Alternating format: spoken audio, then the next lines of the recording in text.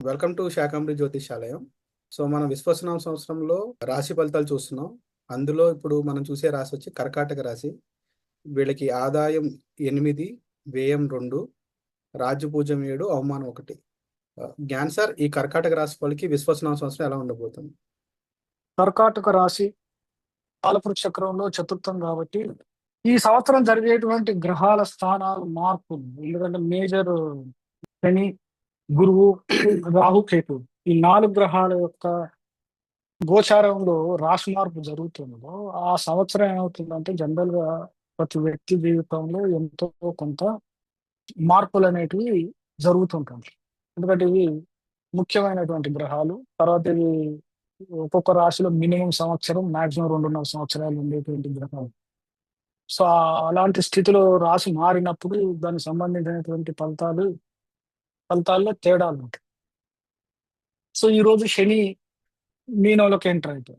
మీనం అంటే కర్కాటక రాశి వారికి 9వ స్థానం. ఇప్పటిదాకా శని అష్టమ స్థానం నుంచి 9వ స్థానం తిరిగి. సో అష్టమ స్థానంలో శని దీర్ఘకాలికమైనటువంటి సమస్యల్ని, అనారోగ్య సమస్యల్ని ఇచ్చి ఇప్పుడు అనారోగ్య సమస్యల నుంచి విముక్తి జరుగుతుంది. ఎందుకంటే 9th వెళ్తాడు. తర్వాత అది పూర్వపుణ్య స్థానం 9th అనేది. జాతకులకి పూర్వపుణ్యానికి సంబంధించి శని ఎప్పుడైనా మీరు ఏది సంపాదించుకుంటే దాన్నే రిటర్న్ ఇస్తారు, వేరేది ఇవ్వదు. శని అనవసరంగా మనం ఆయనను చూసి భయపడతాం, లేదా ఆయనని అసహించుకుంటాం. కొంతమంది ఎన్నో నానా రకాలుగా ఆయన ఇది చేస్తుంటాం, తప్పనమాట. శని ఎప్పుడైనా ఒక మిర్రర్ లాంటి, అంటే మనం ఎలా ఉంటే అది అదే చూపిస్తుంది. అలాగే శని కూడా కర్మ అనేది ఏంటంటే మనం ఎలాంటి కర్మ చేసుకుంటే దానికి సంబంధించిన రిజల్ట్ ఇస్తుంది. సో శని 9th ఏమవుతుందంటే కర్కాటక రాశి వాళ్ళకి వీళ్ళ పూర్వ పుణ్యం గనక బలంగా ఉంది, పూర్వజన్మలో చేసుకున్నటువంటి పుణ్యకర్మల వల్ల వాళ్ళకి మాత్రం తప్పనిసరిగా జీవితంలో ధనం విషయంలో కానీ వెల్త్, ముఖ్యంగా వెల్త్ అంటే ఓన్లీ మనీయే కాదు, అన్ని రకాల సంపద, సుఖం, సంతోషం, వీటి విషయాలలో శని ఏం చేస్తుంటే మా పాజిటివ్గానే చేస్తుంది. కర్కాటక రాశి భయపడాల్సిన ఏం. అలాగే పూర్వపుణ్యం అనేది నెగిటివ్గా ఉంటే అది ఏమవుతుందంటే సఫర్ వాళ్ళు ఇప్పటిదాకా అష్టంలో ఉండి ఎలాంటి సఫర్ ఇచ్చారు అదే సఫర్ కంటిన్యూ అవుతుంది. 9th హౌస్ కూడా తప్పదు. తర్వాత రాహుకేతు. ఈ రాహుకేతువులు రేపు మే నెలలో మారుతున్నారు. మే 18వ తారీఖు అనుకుంటాను. వీళ్ళు ప్రస్తుతం రాహు ఏమో మీనంలో ఉన్నాడు. మీనం నుంచి అంటే ఇప్పుడు 9th ఉన్నారు. 9th నుంచి అష్టంలోకి వస్తుంది. తర్వాత కేతువు 2వ భావానికి వస్తుంది. అంటే కర్కాటక లగ్నానికి కర్కాటక రాశికి కానీ లగ్నానికి కానీ ఈ రాహుకేతువుల అక్షం ఏమవుతుందంటే 2nd హౌస్ అంటే ధనస్థానం, తర్వాత అష్టమ స్థానం. ఈ రెండింటి మధ్య వీళ్ళ ప్రయాణం, గోచారం. సో మనీ విషయం, తర్వాత కుటుంబంలో ఉన్నటువంటి విషయం, తర్వాత వీళ్ళు మాట్లాడే ప్రతి మాట, కేతు ఎక్కడైతే ఏ భావంలో గోచారం చేస్తుందో ఆ భావానికి సంబంధించిన విషయాల్లో రిస్ట్రిక్షన్ ఉంటుంది. మనం దానికి సంబంధించినటువంటి ఏ విషయాల భావకారకత్వాలు ఏవైతే ఉంటాయో 2వ భావానికి సంబంధించి వాక్కు, కుటుంబం కానీ, తినే ఆహారం కానీ, వీటి పట్ల ఏంటంటే కొద్దిగా డిటాచ్మెంట్ నేర్చుకోవాలి, వైరాగ్యం. దాని గురించి అతిగా ఆలోచించకుండా దాని పట్ల అతిగా, ఎందుకంటే కేతువుకి సహజంగా ఏంటంటే ఇది ఉంటుంది, ఈ మోహం అంటారు.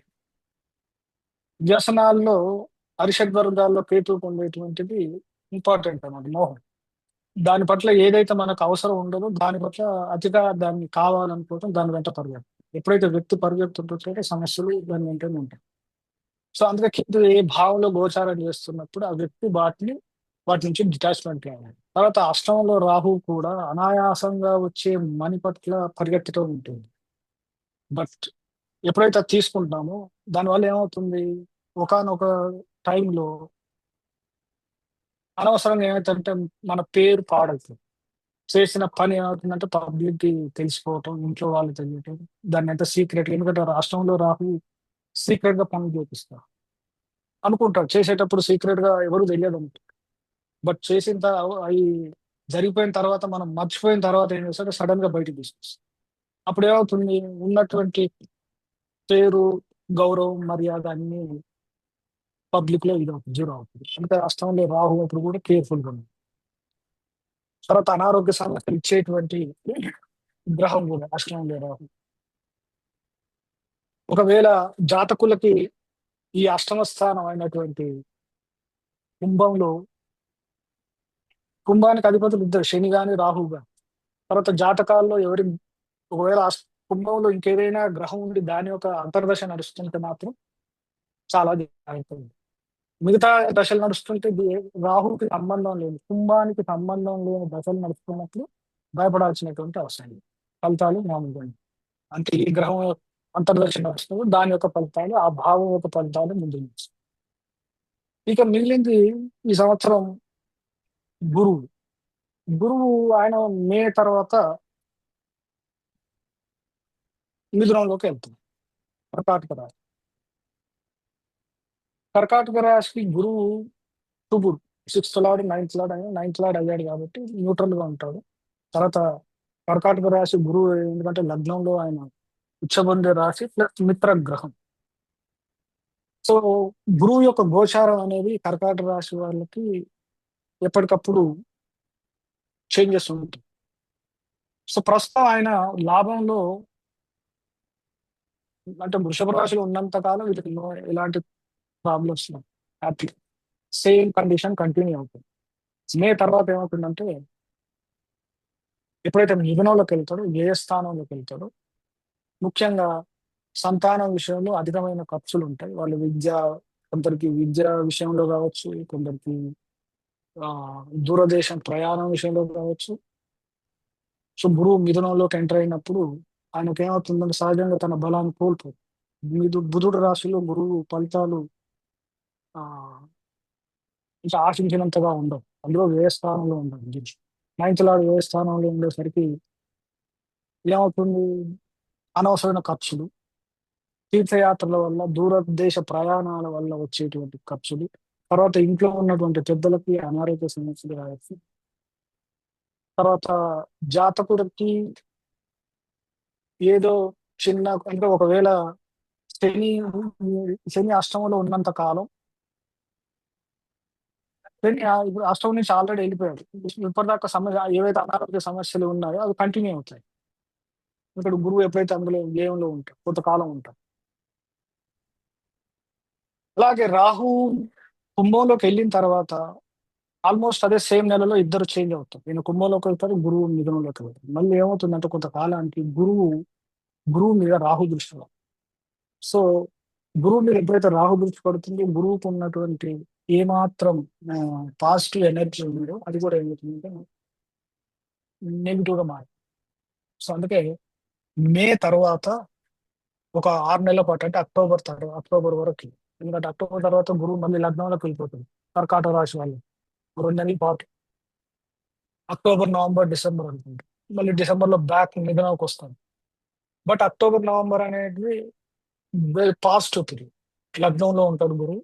సో అప్పుడు ఇప్పటిదాకా సమస్యలు ఏవైతుందో వాటి నుంచి గట్టెక్కేటువంటి పరిస్థితి. సో ఇది స్థూలంగా కర్కాటక రాశి వారికి జరిగేటువంటి పాలసీ. నెక్స్ట్ సింహరాశి.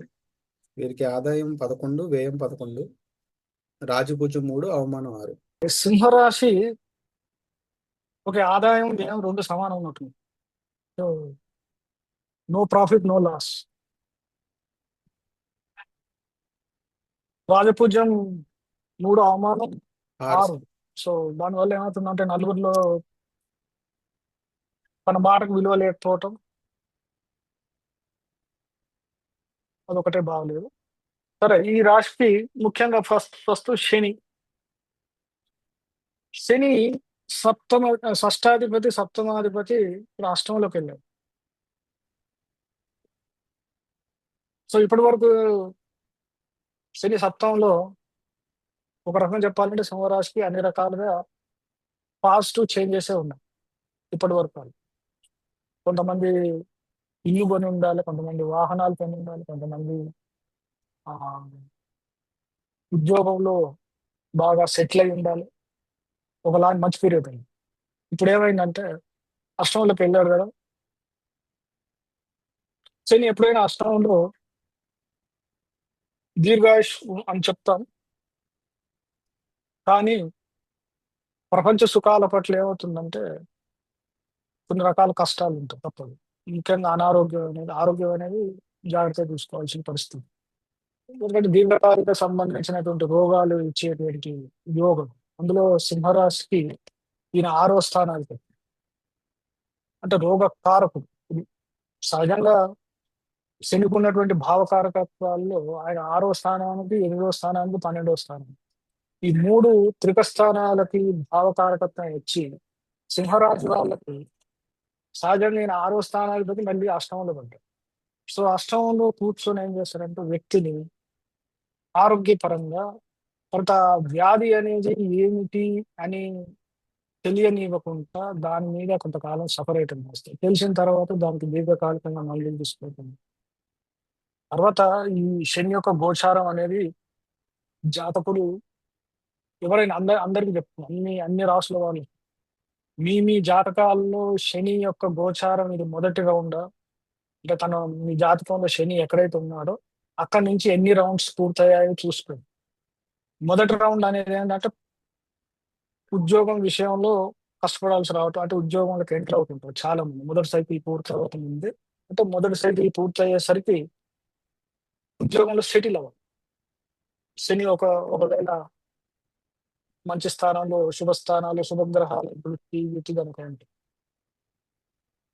ఒకవేళ మీ జాతకాల్లో శని గోచారం 2వ రౌండ్ జరుగుతుంది అంటే మీ తల్లిదండ్రులు జాగ్రత్త చూసుకో. ఇంట్లో ఉన్న పెద్దలకి. తర్వాత కొందరు జాతకులకి శని యొక్క సంచారం, గోచారం అనేది 3వ రౌండ్ అవుతుంది. సో ఇప్పుడు అష్టంలోకి వచ్చాము. 3వ రౌండ్ జరుగుతుంది. తప్పనిసరిగా మీ యొక్క ఆరోగ్య పరిస్థితి అనేది దాని మీద దృష్టి పెట్టాల్సినటువంటి సమయం. తర్వాత గురువు దశంలో ఇప్పుడు సంచారం. గురువు పంచమాధిపతి దశంలో సంచారం ఒక రకంగా రాజయోగం. వృత్తి విషయంలో కానీ లేదా సంతానంకి సంబంధించి కానీ సంతానం ఒకవేళ వాళ్ళు ఉద్యోగం అది ఎడ్యుకేషన్ పూర్తి ఉద్యోగంలో సెటిల్ అవ్వటం జరగవచ్చు. లేదా జాతకులకే ఉద్యోగంలో వృద్ధి, ప్రమోషన్ కానీ అలాంటి జరిగేటువంటి యోగం. ఇప్పుడు అలాంటిది ఆయన ఏం చేస్తాడు, లాభంలోకి వెళ్తాయి. సో లాభస్థానంలో గురువు ఒక రకంగా మంచిది. కాకపోతే ఏమవుతుంది, వీళ్ళు ఈయన అష్టమాధిపతి కూడా అవ్వటం, పంచమాధిపతి లాభంలో ఓకే. మళ్ళీ సంతానానికి సంబంధించి అన్ని రకాల వృద్ధి, సంతానానికి వివాహం జరిగే యోగం. తర్వాత కొంతమంది జాతకులకు కూడా వివాహ వయసు కనుక వీళ్ళకి వస్తే వీళ్ళకి వివాహం అయ్యేటువంటి శుభ సమయం. ఎందుకంటే లాభంలో గురువు వివాహాన్ని ఇస్తాడు. మ్యాక్సిమం సప్తమాన్ని చూస్తూ ఉంటాడు. సో గురువు యొక్క సంచారం ఈ విధానంలో మే తర్వాత వీళ్ళకి సింహరాశి వాళ్ళకి అన్ని విధాల ఉపయోగం. ఇక మిగిలింది రాహుకేతువు. రాహుకేతువులు కేతు ఏం చేస్తే లగ్నంలోకి వస్తుంది. అంటే రాశి మీదకి చంద్రుడి మీదకి వస్తుంది. సప్తమంలో రాహు వస్తుంది. సో రాహువుకి కుంభంలో రాహు యొక్క సంచారం వ్యక్తిని వ్యక్తికి ఉండేటువంటి అన్ని రకాల సుఖాలు ప్రకృతి నుంచి అనుకోండి లేదా ఇతర వ్యక్తుల నుంచి అనుకోండి, తను ఏదైతే కోరుకుంటాడో అవన్నీ పొందేటువంటి రాహు కుంభం, ముఖ్యంగా సింహరాశి వాళ్ళు. తర్వాత ఇప్పుడు సింహరాశి వాళ్ళకి ఇప్పుడు గురువు ఎలా అక్కడైతే వచ్చాడో రాహు ఎప్పుడైతే సప్తమంలోకి ఎంటర్ అవుతాడో ఇది కూడా వివాహానికి సంబంధించి శుభయోగం. కొంతమంది వివాహానంతరం విదేశయానం, రాహు సప్తమంలో ఏం చేస్తుంటే వివాహానంతరం విదేశయానం. సో ఫారిన్ సంబంధాలు చేసుకునేటువంటి యోగం లేదా వివాహం తర్వాత ఫారిన్ తీసుకుంటుంది. తర్వాత బిజినెస్ అనేది కూడా ఏమంటే ఫారిన్ తో సంబంధం ఉన్నటువంటి ఇంపోర్ట్ ఎక్స్పోర్ట్ బిజినెస్ లో వెళ్ళే అవకాశం కూడా రాహు ఇస్తుంది. సో ఒక రకంగా రాహు ఇందులో పాజిటివ్ రిజల్ట్స్ ఉంటుంది. ఎందుకంటే గురువు దృష్టి కూడా ఉంటుంది కాబట్టి రాహు యొక్క నెగిటివిటీ అనేది ఈ సింహరాశి వాళ్ళకి ప్రస్తుతం ఈ సంవత్సరం బాగుంది. నెగిటివిటీ అనేది లేకుండా ఉంటారు. చంద్రుడి మీదకి కేతు యొక్క సంచారం మంచిది కాదు. ఏమని చేస్తారంటే చంద్రుడి మీద కేతు వచ్చినప్పుడు అన్ని రకాల మానసిక ఆందోళనలు లేదంటే యాంగ్జైటీ ప్రాబ్లమ్స్ వస్తాయి. తర్వాత ఆ, శారీరకంగా అనారోగ్య సమస్యలు ఇచ్చేటువంటి యోగం ఉంది కేతు. సో కేతు యొక్క సంచారం బాగుంది. బట్ రాహు ప్రపంచ అవుట్ సైడ్ వరల్డ్ నుంచి ఇచ్చేటువంటి అంటే మెటీరియల్ లైఫ్ లో ఏంటంటే బాగుంటుంది. బట్ కేతు ఎప్పుడైతే శని మీద చంద్రుడి మీద ఉంటారు మనస్సు అనేది బాగా డిస్టర్బ్ అవుతుంది. మానసిక చింత ఆందోళన వాటి గురించి జాగ్రత్తగా ఉంది. ఇంట్లో కూడా ఏమవుతుంది, ఇంట్లో కొన్ని విధాల ఆ, అసంతృప్తి అన్నమాట వ్యక్తి. సో ఇది సింహరాశికి సంబంధించినటువంటి నెక్స్ట్ కన్యా రాశి సార్. ఈ కన్యా రాశి వారికి ఆదాయం 14, వ్యయం 2, రాజపూజ్యం 6, అవమానం 6. ఈ కన్యా రాశికి సమస్య ఏంటంటే ప్రస్తుతం ఈ షష్టగ్రహ కూటమి కూడా వీళ్ళ మీద బాగా ఇంపాక్ట్ అయిపోతుంది గోచారం ప్రస్తుతం. కన్యా రాశికి శని యొక్క సంచారం తీసుకుంటే శని పంచమాధిపతి షష్టాధిపతి అయ్యి సప్తమంలోకి వస్తుంది. శని సప్తమంలో కొన్ని విషయాలు మంచిది. వ్యక్తికి మెటీరియల్ లైఫ్ లో ఏం చేస్తారంటే కావాల్సినవన్నీ ప్రొవైడ్ చేస్తుంది. అంటే ఉన్న స్థితి నుంచి నెక్స్ట్ లెవెల్ తీసుకెళ్తాం. వెహికల్ కానీ గృహం కానీ. అయితే ఈ శనితో పాటు మిగతా గ్రహాలు ఉన్నాయి. రాహుతో సంచారం, శని రాహుల సంచారం సప్తమంలో వీళ్ళకి బిజినెస్ చేసే వాళ్ళకి ఏదో రకంగా మోసం కానీ లేకపోతే నష్టం కానీ జరిగే అవకాశాలు ఉన్నాయి. తర్వాత రవి అక్కడే ఉండటం వ్యయాధిపతి. తర్వాత శని రవి శనుల సంయోగం విత్ రాహు, ఈ మూడు పాప గ్రహాల పింకి లెక్క వస్తున్నాయి ఇందులో ఈ కన్యాలకి. సో ఈ పీరియడ్ అనేది చాలా జాగ్రత్తగా అబ్జర్వ్ చేసి దేన్ని మన నుంచి గొడవలకి కారణమయ్యే స్థితి నుంచి బయట దూరంగా ఉంది. ముఖ్యంగా ఎదుటి వ్యక్తులతో, పార్ట్నర్స్ కావచ్చు, లేకపోతే స్పౌస్ కావచ్చు, లేదా బంధువులు కావచ్చు, ఫ్రెండ్స్ కూడా వస్తారండి, లేదా ఆఫీస్ కొలీగ్స్ కూడా ఉంటారండి సప్తమంలో. సో ఎవరితోనైనా మన వైపు నుంచి ఎలాంటి ఉద్రేకం కానీ ఫ్రస్ట్రేషన్ కానీ ఎదుటి వాళ్ళ మీద చూపించకూడదు. వీలైనంత శాంతంగా వ్యవహారాలను నడుపుకురావాలి. ఎప్పుడైతే శని ఎలాగో ఈ సంవత్సరం శని అంత సప్తమంలో ఉంది. కాకపోతే ఏంటంటే శనికి ఇప్పుడు ఎలాగో రవి ఒక 15-20 రోజుల్లో రవి దూరం జరుగుతుంది. ఈ 15 రోజులు క్రూషియల్ ఈ రాశిలో ఉన్నప్పుడు. తర్వాత రాహు మే 15 తర్వాత ఏం చేస్తుంది, రాహు కూడా దూరం జరిగింది. అంటే మే 15 వరకు వీళ్ళ సిచ్యువేషన్ అంటే ఒక 1.5 month ఒక రకమైనటువంటి టెస్టింగ్ పీరియడ్ అని చెప్పుకోవచ్చు వీళ్ళకి కన్యా రాశి వాళ్ళు. తర్వాత గురువు సప్తమాధిపతి ఇంపార్టెంట్. గురువు ప్రస్తుతం ఏంటంటే మే వరకు ఆయన 9th లో ఉంటాడు. సరే బాధకాధిపతి లగ్నానికి ఈ కన్యా రాశికి 9th లో ఉన్నారు. సో జనరల్ గా ఏమంటే గురువు 9th లో ఉంటే పాజిటివ్ చేయాలి. బట్ ఇక్కడ బాధకాధిపతి 9th లో ఉండేసరికి ఏంటంటే ఫాదర్ కానీ లేకపోతే స్టేటస్ విషయంలో కానీ ఒక రకంగా సమస్యలే ఉంటాయి కన్యా రాశిలో. ఎప్పుడైతే గురువు మిథునంలోకి వెళ్తాడో, గురువు మిథునంలో ఎందుకంటే సప్తమాధిపతి కేంద్రంలోకి వెళ్తాడు, సిచ్యువేషన్ లో కొద్దిగా మార్పు వస్తుంది. వృత్తిలో మార్పు లేదా ఆ, వృత్తిలో వృద్ధి, సంతానం వలన సుఖం. తర్వాత వ్యక్తి కొన్ని ధర్మ కార్యాల పట్ల ఆసక్తితో ఉంటాడు, కొన్ని ముఖ్యమైన పనులు చేయాలనుకుంటాడు అన్నమాట. ఈ దశమంలో గురు గోచారం ఉంది. సో వీళ్ళు కొత్త ఇల్లు కొనుక్కునే అవకాశం కూడా ఉంటుంది. స్థల మార్పిడి, ఉద్యోగంలో వృద్ధి. సో గురువు యొక్క సంచారం దశమంలో వీళ్ళకి పరంగా. కానీ రాహు సప్తమంలో ఉంటాడు ప్రస్తుతం. లగ్నంలో కేతు ఉన్నాడు. రాహు సప్తమంలో పర్లేదు. వీళ్ళు ఏవైతే కోరుకుంటారో డిజైర్స్ అవన్నీ అనుభవించడానికి ప్రయత్నిస్తారు వీళ్ళు. కాకపోతే ఏంటంటే ఆరోగ్యపరంగా మాత్రం కొన్ని సమస్యలు ఉంటాయి. కేతు లగ్నంలో సంచారం, స్టమక్ రిలేటెడ్ ప్రాబ్లమ్స్ కానీ, ఇంటెస్టిన్ రిలేటెడ్ ప్రాబ్లమ్స్ కానీ, మొత్తానికి స్టమక్ ఏరియాలో వీళ్ళకి సమస్యలు ఉంటాయి. అవి ప్రస్తుతం రిలీఫ్ అనమాట. ఎప్పుడైతే కేతు ఇందులోంచి రేపు మే తర్వాత సింహంలోకి 12వ రాశిలోకి వెళ్ళిపోతారో, కేతు 12లోకి వెళ్తే ఏమవుతుందంటే వీళ్ళకి ఎవరికైతే స్పిరిచువాలిటీ పట్ల ఇంట్రెస్ట్ ఉందో వాళ్ళకి ఇది మంచి టైం అన్నమాట. శుభ సమయం చెప్పుకోవచ్చు స్పిరిచువాలిటీ.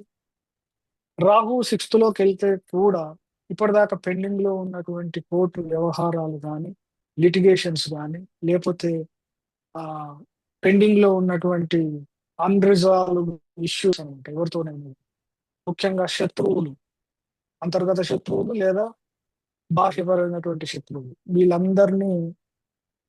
వాళ్ళందరితో ఉన్న సమస్యల్ని క్లియర్ చేసేటువంటి టైం ఎప్పుడైతే రాహు కుంభంలోకి ఎంటర్ అవుతారు. సో జస్ట్ రాహు ఎంటర్ అయ్యేంత వరకు వెయిట్ చేయండి. ఈ లిటిగేషన్ సమస్యలన్నిటిని సార్ట్ అవుట్ చేసుకోవచ్చు. తర్వాత మీకు ఇంతకాలం మీకు అపోజ్ ఉన్నటువంటి వ్యక్తులందరూ మీ జీవితం నుంచి దూరం అవుతారు. సో ఈ కన్యా రాశి వాళ్ళకి మే తర్వాత జూన్ నుంచి సిచ్యువేషన్స్ అనేటివి ఇంప్రూవ్మెంట్ ఉంటుంది. బట్ ఈ సప్తమంలో ఉన్నటువంటి షష్టగ్రహ కూటమి యొక్క ఎఫెక్ట్ ఏమవుతుందంటే కొంతకాలం ఈ జాతకుల మీద ఉంటుంది కాబట్టి ప్రతి విషయంలో ఎలా ఉండాలంటే ఆచితూచి అడిగేయాల్సినటువంటి జాగ్రత్త అవసరం. ఈవెన్ తర్వాత వాళ్ళకి వ్యక్తిగత జీవితంలో నడుస్తున్నటువంటి అంతర్దశలు అనేవి కూడా ముఖ్యంగా చూడాల్సి ఉంటుంది. ఇప్పుడు మనం చెప్పుకున్నటువంటి ఈ 4 గ్రహాల యొక్క అంతర్దశ నడుస్తుంటే మాత్రం సిచ్యువేషన్ లో మీరు చాలా విషయాల్ని చూడాల్సి రావచ్చు. ఒకవేళ ఈ గ్రహాలు కాక వేరే అంతర్దశలు నడుస్తుంటుంటే వీటి యొక్క ఎఫెక్ట్ అనేది నామినల్ ఉంటుంది, ఎక్కువ ఉంటుంది. సో అది కన్యా రాశి అన్నమాట.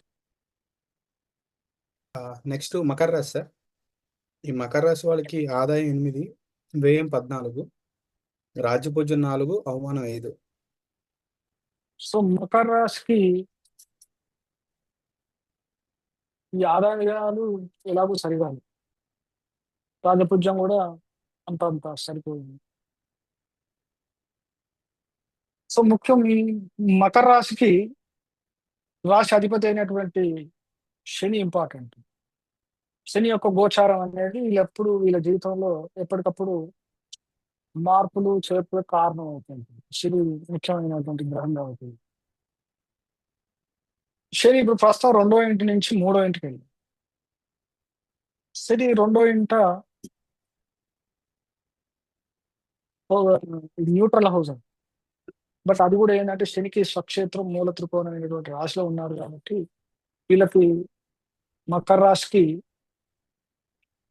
ఒక లగ్నంలో ఉన్నప్పుడు చంద్రుడి మీద శని ఉన్నప్పుడు మాత్రం విపరీతమైనటువంటి మానసికమైనటువంటి చింతలు, ఆందోళన ఇచ్చి తర్వాత ఈ సహజ దశమ స్థానం వృత్తిపరంగా, సమాజపరంగా ఈ సహజ దశమ స్థానం కూడా అందుకే ఏంటంటే వ్యక్తి యొక్క స్టేటస్, నేమ్, ఫేమ్ వీటన్నిటి విషయాల్లో వ్యక్తిని ఏం చేస్తారంటే అన్ని రకాల భయాందోళనలు తెలియజేస్తారు. అదేది మకర రాశిలో శని సంచారం. తర్వాత కొద్దిగా రిలీఫ్ ఏంటంటే కుంభరాశిలోకి ఎంటర్ అవుతారు. బట్ ఎప్పుడైనా శని 2వ భావంలో ఆర్థికంగా వ్యక్తిని అన్ని రకాలుగా టెస్ట్ చేస్తుంది. ఆర్థికంగా నిలదొక్కుకోవటం కానీ, ఆర్థికపరమైనటువంటి విషయాల్లో అన్ని రకాల అడ్డంకులు ఉంటాయి. ఈవెన్ శని స్వక్షేత్రంలో ఉన్నా కూడా, ఎందుకంటే చంద్రుడికి 2వ ఇంట శని ఉండకూడదు. చంద్రుడికి ఎప్పుడైతే రెండో ఇంట పాపగ్రహాలు ఉంటాయో, ఆ వ్యక్తి ఆటోమేటిక్‌గా అన్ని రకాల ఆ గ్రహానికి సంబంధించిన కారకత్వ విషయాల్లో చాలా ప్రాబ్లమ్స్. ఎందుకంటే చంద్రుడికి అటు గాని, ఇటు గాని శుభగ్రహాలు. శుభగ్రహాలు ఉంటేనే వ్యక్తి ఆనందాన్ని. ఎప్పుడైతే చంద్రుడికి రెండో స్థానంలో శని లాంటి గ్రహాలు, రాహు, బుధుడు ఇలాంటి గ్రహాలు ఉన్నప్పుడు వ్యక్తి తప్పనిసరిగా ఆ భావానికి సంబంధించిన విషయాల్లో సఫరింగ్. తర్వాత శని రెండో స్థానంలో ఉన్నప్పుడు వ్యక్తి చాలా కష్టపడాల్సి ఉంటుంది. హార్డ్ వర్క్ చేయాల్సి ఉంటుంది. చెమట తీయాలా మామూలు బుర్ర. తర్వాత ఇప్పుడు అలాంటి స్థితి నుంచి ఏం చేస్తాడు శని మూడో ఇంటికి వెళ్ళి. సో శనికి మూడో ఇల్లు అది ఉపచయ స్థానం. ఆ గురుడి రాశి కాబట్టి ఇప్పుడు ఇప్పటిదాకా ఉన్నటువంటి సమస్యల నుంచి వీళ్ళు గటానవచ్చు. ఇప్పటిదాకా ఏవైతే ప్రాబ్లమ్స్ ఫేస్ చేస్తున్నారో వాటి నుంచి అన్ని రకాలుగా ఒక రకంగా చెప్పాలంటే ఇప్పుడు సఫకేషన్ జైలు నుంచి బయటకు వస్తుంటారు. సో అలాంటి కండిషన్ అనేది వీళ్ళకి స్లోగా బ్యాక్ వస్తుంది. శని యొక్క సంచారం థర్డ్. తర్వాత కొత్త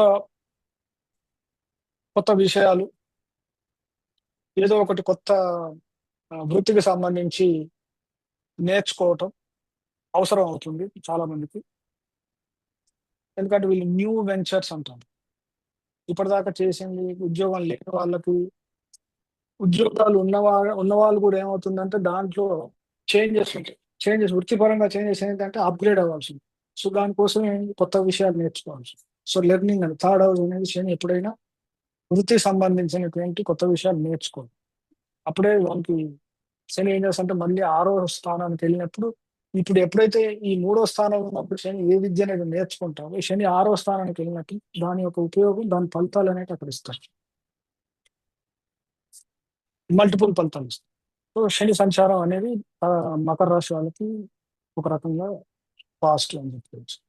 ఇక గురువు సంచారం తీసుకుంటే గురువు మే తర్వాత ఆరో ఇంటికి వెళ్తాడు. పంచంలో ఉన్నాడు. సో గురువు ఈ మకర రాశికి ఆయన న్యూట్రల్. ఒక రకంగా అంటే పాపి అని చెప్పుకుంటాం మకర రాశి వాళ్ళు. ఈ థర్డ్ లార్డ్ వ్యయాధిపతి. మూడు అంటే ఈ రెండు స్థానాలు గురువుకి నెగిటివ్ భావాలు. సో ఈ నెగిటివ్ భావాల వల్ల పంచమంలో ఉండి ఒక రకమైనటువంటి సిచ్యువేషన్ ఎలాంటిదంటే అది కూడా నెగిటివ్ సిచ్యువేషన్ క్రియేట్ చేసి ఈవెన్ గురువు పంచమంలో ఉంది. తర్వాత ఇప్పుడు పంచమం నుంచి ఆరో స్థానానికి వెళ్తాడు కాబట్టి ఆరో స్థానంలో గురువు సహజంగా ఏమవుతుంది మళ్ళీ ఆరో స్థానం ఆయనకి శుభకరమైనటువంటిది కాదు.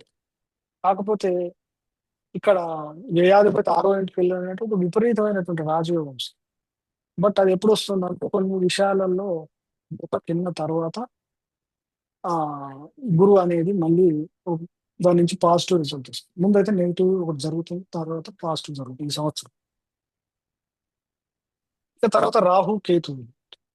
రాహు మళ్ళీ సెకండ్ లోకి ఎంటర్ అవుతుంది. థర్డ్ లో ఉన్న ప్రస్తుతం థర్డ్ లో రాహు మంచిదే కొన్ని విషయాలలో. అంటే ఎలాంటి సమస్యలు వచ్చినా నెట్టుకు రావాలనే సిచ్యువేషన్ వచ్చినప్పుడు ముందు ధైర్యం ఇస్తుంటుంటాడు రాహు థర్డ్ లో. తర్వాత కేతు నైన్త్ లో కేతు మొన్నటి వరకు ఒక రకంగా వీళ్ళకి ఏంటంటే ఫ్రస్ట్రేషన్ లో దేవుడు అంటే కూడా నమ్మకం లేకుండా పోవటం, భక్తి పట్ల నిరుత్సాహం, పెద్దల పట్ల కూడా ఒక రకమైనటువంటి అంటే ఎవరు ఆదుకునే వాళ్ళు ఉండరు. నైన్త్ లో కేతు తనకి తానే సపోర్ట్ చేసుకోవాలి. తర్వాత భక్తి అనేది కూడా ఎలా ఉంటుందంటే సిస్టమేటిక్ గా ఉండకుండా తన ఇచ్చారీతిన భక్తిని లేదా భగవంతుని పూజించడం కానీ ఆ ముఖ్యంగా ఏంటంటే సాంప్రదాయమైనటువంటి విషయాల పట్ల దూరంగా ఉంది. సో ఇప్పుడు కేతు ఏమవుతుంది ఎనిమిదిలోకి వస్తాడు. సో ఎనిమిదిలోకి వచ్చేసరికి అష్టమ కేతు తప్పనిసరిగా ఆ శ్మశాన దర్శనం అంటే బంధువుల్లో, తెలిసిన వాళ్ళల్లో, దగ్గర వాళ్ళల్లో అనారోగ్యం కావచ్చు. చివరికి అది మరి ఒకవేళ అంతర్దశ అదే విధంగా ఉంటే ఖచ్చితంగా ఏంటంటే శ్మశాన దర్శనం చేయాల్సి ఉంటుంది. సో అందు గురించి ముఖ్యంగా సెకండ్‌లో రాహు, అష్టమంలో కేతు. కుటుంబ పరంగా ఇటు 2 రకాలు అంటే వివాహం అయిన వాళ్ళకి తన కుటుంబం, తర్వాత ఇన్‌లాస్ కుటుంబం. ఈ 2 కుటుంబాల మధ్యలో వాళ్ళ ద్వారా ఇరువురికి సమస్యలు గాని, లేకపోతే వాళ్ళకి సమస్యలు గాని, ప్ర వాళ్ళకున్నటువంటి సమస్యల్ని వీళ్ళు సాల్వ్ జేయటం కోసం వీళ్ళకి సమస్యలు రావటం గాని జరిగే అవకాశం ఉంది. సో, ఇక్కడ గూడా రాహు సెకండ్‌లో ఉన్నప్పుడు ఖర్చు గాని, తర్వాత మనీకి సంబంధించినటువంటి వ్యవహారాల్లో చాలా జాగ్రత్తగుండాలి. ఎందుకంటే మోసపోవటానికి లేదా మోసం చేయటానికి అవకాశం ఉండేటువంటి గోచారం. ఇక్కడ రాహు బలంగా ఉంటాడు సెకండ్‌లో, స్వక్షేత్రంలో ఉంటాడు. కేతు సింహంలో ఉంటాడక్కడ. కేతు సింహంలో అష్టమంలో ఏం చేస్తాడు? వీళ్ళు అన్నెసరీ ఈగోకి వెళ్ళకూడదు. పనికిరాని ఈగోకి గాని, తర్వాత వారసత్వానికి సంబంధించినటువంటి దేన్ని ఇది చేయకూడదు. బలవంతంగా లాక్కోవటానికి ట్రై చేయకూడదు. సో, అందు మూలాన ఏమవుతుందంటే అది వచ్చేది కాస్త రాకుండా వెళ్ళిపోతుంది. దానివల్ల సమస్య అనేది జటిలమైపోతుంది. ముఖ్యంగా ఈ ఇన్‌హెరిటెన్స్ సంబంధించినటువంటి విషయాలకొస్తే. కేతువు అక్కడ సాల్వ్ చేయడు. ప్రాబ్లమ్స్ క్రియేట్ చేసి దాన్ని ఇంకా పీడముడేసి సమస్య ఇంకా కొనసాగేటట్టు చేస్తుంది. సో, అందు గురించి వాటిని దూరంగా ఉండాలి. సో, ఇది మకర రాశికి సంబంధించి.